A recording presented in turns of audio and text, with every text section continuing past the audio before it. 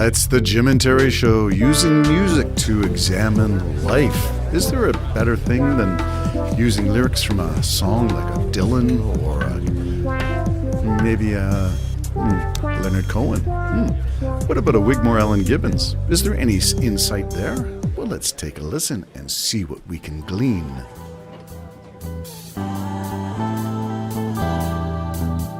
And you can't lead once they've all been turned. And you can't light what's already burned. And you can't teach compassion and hope once the hating's all been learned.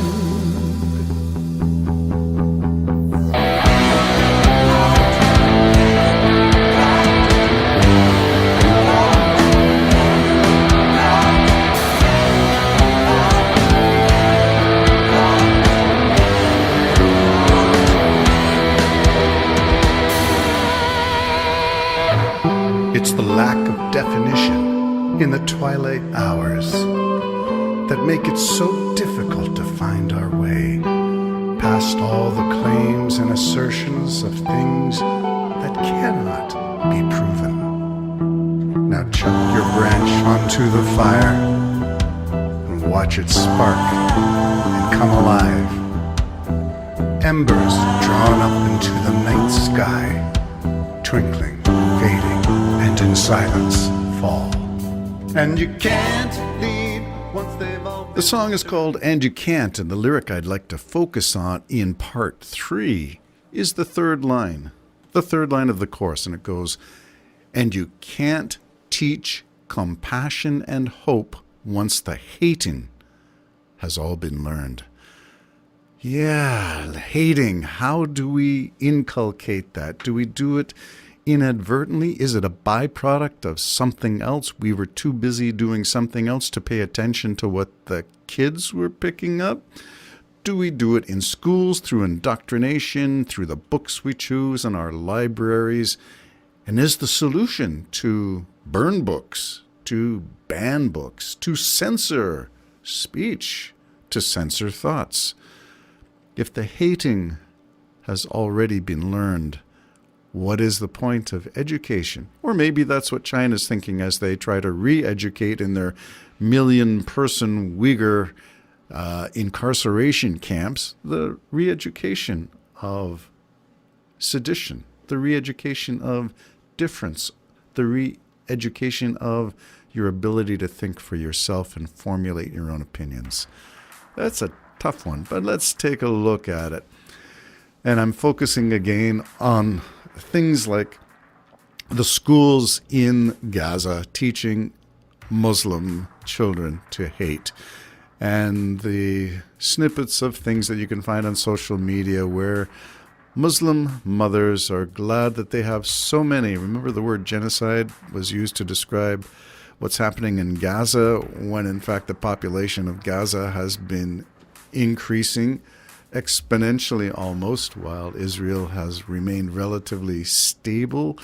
What's with that? Yeah, well, let's put that into context and say mothers willing to raise children to be part of the sacrifice that they must have in their war against Jews.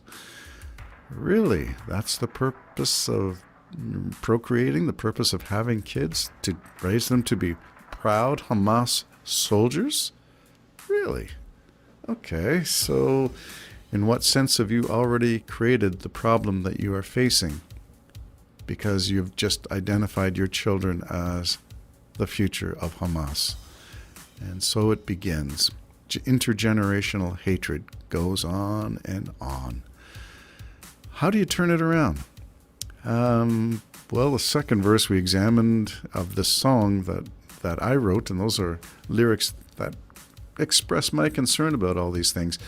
The lyrics were, you can't light what's already burned. And we talked about burning goodwill, burning hope, burning optimism, burning possibilities of, in the case of Gaza and Palestine, a two-state solution. That went up in smoke on October 7th.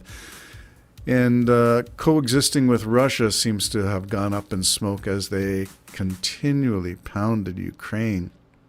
So when it seems obvious that there is an instigator in something, how do you find the way forward? Usually it involves a sense of justice. And how do you get justice? Is it through the International Criminal Court? Is it through prosecuting war crimes? Is it through naming names? Or is it through securing bank accounts? How much? $300 billion in Russian assets have been frozen but not used. Perhaps it's time to put your money where your violence is and get the perpetrators to pay for damages, restitution. How can you restore lost lives? No way. But perhaps you can build schools to teach and educate. And maybe that's where the $300 billion can go. How about rebuilding infrastructure, rebuilding apartments, housing? There's so many places for $300 billion Russian dollars to go to in restitution for damages incurred. Is the same approach for Palestine? What about other places of conflict? Instigators, should they be held to pay? And if they were, would there be less violence? Interesting proposition. And can we explore other aspects where this learning to hate, how can we stem it? Well, we can stem it by teaching responsibility, social responsibility. And we do that by having a diverse, dare I use it, DEI, diversity, equity. I'm not sure what the I is offhand. My mind is not getting this. I wasn't going to talk about DEI, but I can. If I just press pause and then quickly do a search and come back online, on air, and say that DEI is diversity, equity, and inclusion, and say that some people espouse it, usually on the progressive side of things, and some people loathe it, usually on the far right or the right conservative side of things, I'm really thinking that diversity, celebrating differences, equity, making sure that the playing field of opportunity is equally available to all, and inclusion, including as many as you can. The big tent philosophy of politics. Get as many people in your party interested in what you're saying. That's how you win elections. The big tent, inclusion. Exclusion sort of means you got a small club of elites. Perhaps you've got a old boys network. Old boys network. I never thought I'd see that, but as I moved out of the GTA, the further you get away from Toronto, the less diverse, the less inclusive, the less equal. The old boys network still rules in rural Ontario, at least from my opinion, in my little bailiwick, my little neck of the woods where I observe how people are treated and how I might be treated.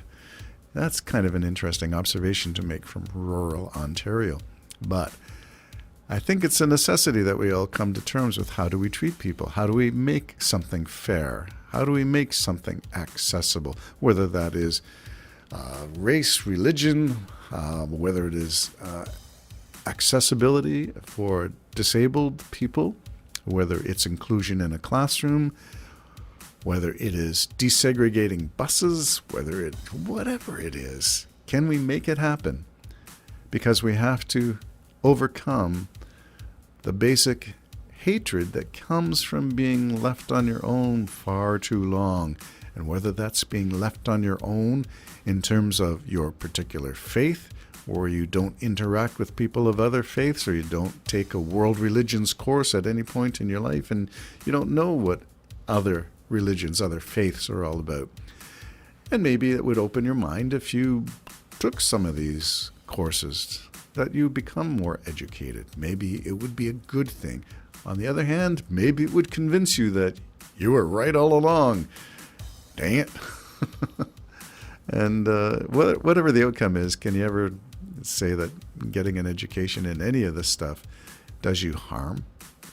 Well, it is if you're from the state of Florida, Texas, Alabama, Louisiana, some of the states that are in the southern part that ban books and burn books and talk about getting rid of dictionaries in schools, and yeah, giving teachers guns as your solution to school violence and mass shootings. Yeah, there are some crazy ideas coming from conservatives in America. And funny enough that these things reverberate. They drift across the 49th parallel and find their way in the great north of the 49th. And we see it in things like gun rights and gun advocates, and thinking that in Canada we have a Second Amendment right. No, we don't. So the right to bear arms has nothing to do with Canada, but many conservatives in Canada treat the social fabric as though it was American fabric. No, we're not cut from the same cloth, really. We have some sorely obvious things that are different. One of them is your gun right lobby. Yes, we have a lobby in Canada. Yes, we have a firearms lobby. Yes, we have people who want to shoot stuff and use bigger guns to shoot stuff, and they say it's their rights. But in Canada, there is no Second Amendment, just to throw that out there. All right, getting back to lyrics that maybe offer jumping points for discussions on things political, social, cultural, economic. This one, you can't teach compassion and hope once the hating has all been learned. Seems to me to be a reflection on current events globally, as well as perhaps things nationally and perhaps even regionally. I hope not locally, but perhaps there are instances where you see it acted out in a playground or in a high school or in some other form where you thought, I never thought I'd see the day when this might happen.